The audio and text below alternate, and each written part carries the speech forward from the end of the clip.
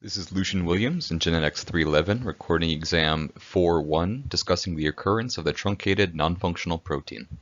So today we're once again stepping into the shoes of a super sleuth geneticist with a problem to solve. One of our esteemed colleagues has sent over a batch of cells that don't seem to be functioning up to par. He asks us to figure out why. After a careful analysis, we identified the culprit. Important protein is being made incorrectly by the cell. This new protein is significantly shorter than the original and has a couple of wrong amino acids. We reason the likely cause of this protein error is an addition or deletion of a nucleotide in our cell's DNA. An example is shown here. When this mutated DNA is transcribed, it creates a frame-shifted mRNA strand with a region where bases are now in the wrong positions relative to the reading frame. Frame-shifted codons can read entirely different than their non-mutated counterparts, calling for incorrect amino acids or allowing the ribosome to start and stop inappropriately. With our curiosity piqued, we set about our new task of deciding whether or not our mutation is an addition or deletion.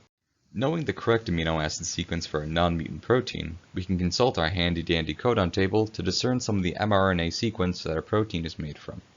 Some of these codons will have multiple options for what can be placed in a third base position, but not to worry.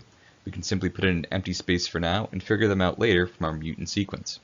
I'll be placing lines every 3 bases to help us keep track of our reading frames. We can then do the same for our mutant sequence. We have to be careful here, however, as mRNA doesn't just trail off, but has a stop codon that isn't explicit in our amino acid sequence. Now we can compare our mRNAs to figure out if we have an addition or deletion on our hands. The way we do this is by filling in the blanks and writing it out in both ways and seeing which one makes sense. I find it helpful to draw lines between bases to keep track of what's going where, so let's do that now. If we consider C being deleted, then all the following bases are going to be shifted left in our mutant gene.